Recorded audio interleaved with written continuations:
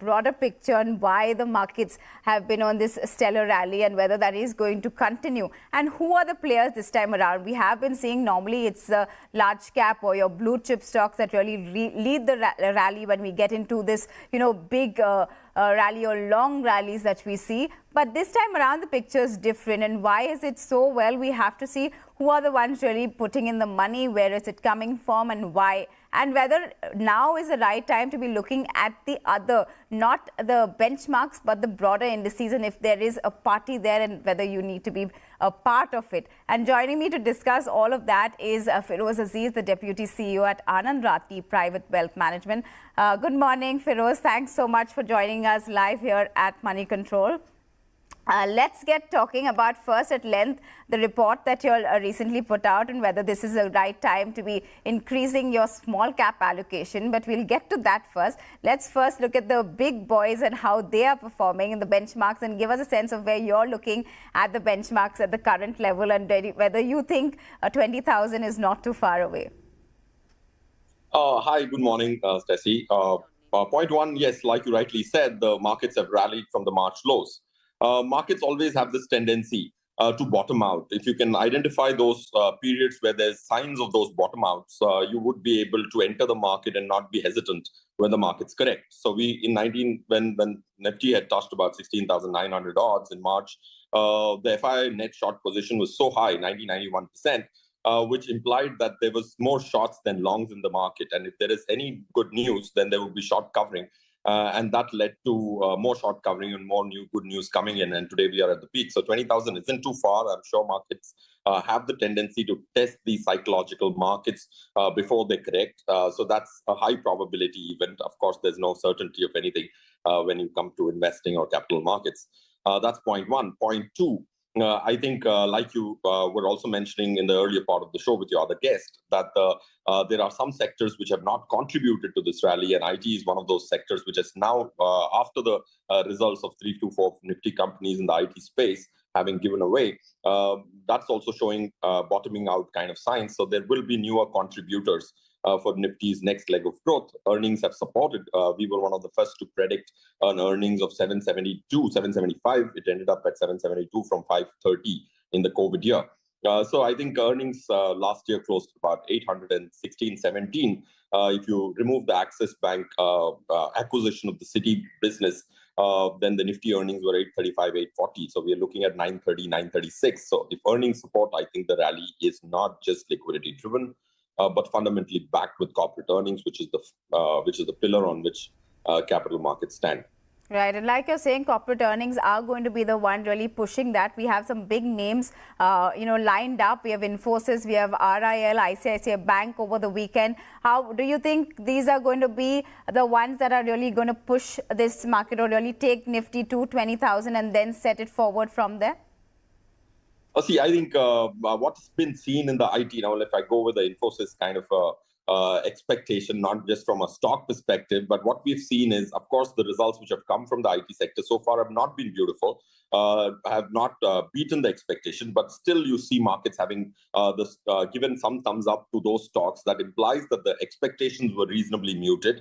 And that's when you see when a bad results and the stocks move and the sector moves, that implies that you're almost bottoming out. So that's point one. So I don't expect a huge great quarter from Infosys, maybe, if you extrapolate what's happened so far in terms of the results season. But I think one thing which is very clear, IT sector is driven by revenues of larger deals. And US seems to be far more optimistic than the last time I visited in December.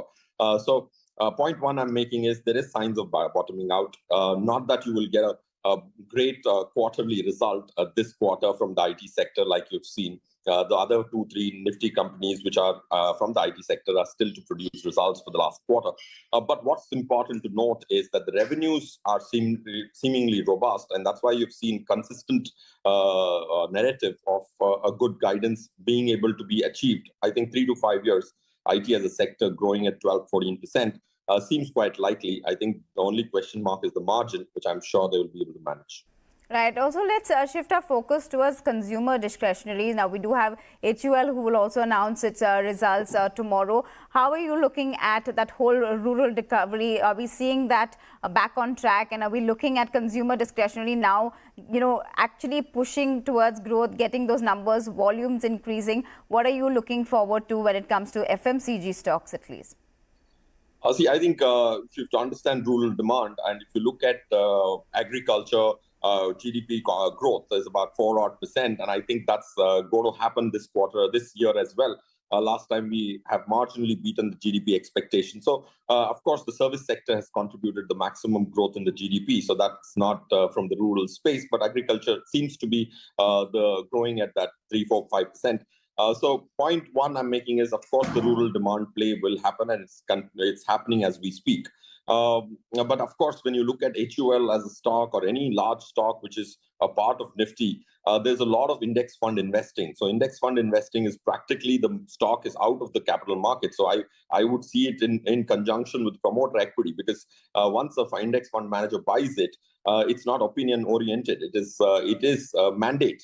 So unless the fund loses money to redemptions, that money is going to stay there forever. So that specific quantum of free float is disappeared for long periods of time. So they will command a higher PE. But I don't see very, very stupendous growth. But I think because of this whole self-fulfilling prophecy of more money coming into index funds and more free float getting absorbed by index funds for good practically, is going to keep them at a higher valuation for long periods of time. Right. So you are seeing rural recovery play out, at least in this quarter. Will that also convert, and will we see that also play out for auto stocks? Today, if you look at the top losers, they are among the auto counters. So what is your view on the auto sector, and should one be, looking at them right now, or should we wait and play those games for post earnings maybe?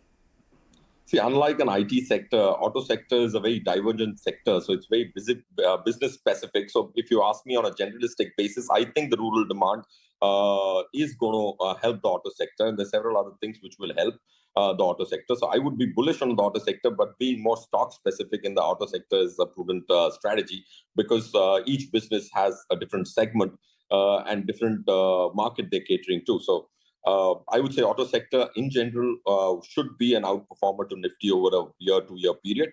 But there it's more critical to be more stock specific because of the divergent business segments. So Feroze is telling us to pick and choose what we want from the auto sector, not the sector as a whole, but particular counters that you need to be looking out for. But Feroze, can you tell us more about this report that you all have put out on small caps, and whether one should be increasing their allocation now towards small caps? What is the rationale there, and why should one be actually looking at it? What are the reasons that this will really play out for the benefit of our viewers? See, if you have to derive inferences from mathematics, it's reasonably clear that small cap as an index can do well. Why? Because firstly, when you look at each stock and its earning, I'm giving you small cap as a proxy is Nifty small cap 250 as an index, which we analyzed, and we looked at each constituents and their earning growth potential and target prices. It has a relative better outperformance of about 5 to 6% vis-a-vis Nifty on a like-to-like basis. That's point one. Point two, last 5 years, small cap has underperformed Nifty for a quantum of 4% per annum, which is a reasonable underperformance for 5 long years. And that has seldom happened. If you look at whenever this has happened, it has happened 221 days out of the 736 days we analyzed. We saw that the subsequent 3 years, small caps have outperformed every single time. So, of course, futures something which history can't dictate. But history can give you some degree of probability assessment. So that's why the odds that small cap will outperform large cap over a 3-year holding period is reasonable. That's point two. Point three, there is a strong correlation of domestic flows and small cap and mid cap segment movement. I think domestic flows are going to be robust from an institutional standpoint. We had 14,700 crore SIP number. I had called for a 25,000 crore number when this number was 7,000. I think we are headed towards a 25,000 crore monthly systematic investment plan over the next 3 years. So that will enough liquidity to these two segments, largely the small cap segment. And when FIIs pump in money, you see a strong correlation between FII movement in and the large cap stocks. So these are the three out of the several reasons we analyzed to come to the conclusion that the probabilities are stacked up in your favor for small cap outperformance to Nifty over the next 2-3 year period. Well, thanks so much for that, Feroze Azeez of Anand Rathi, giving us what he thinks would really make those changes for the Nifty, whether we're headed and how to be riding this bull run. Well, with that, it is a wrap on Opening Bell. Thanks so much for tuning in. Lots more lined up for you right here on Money Control.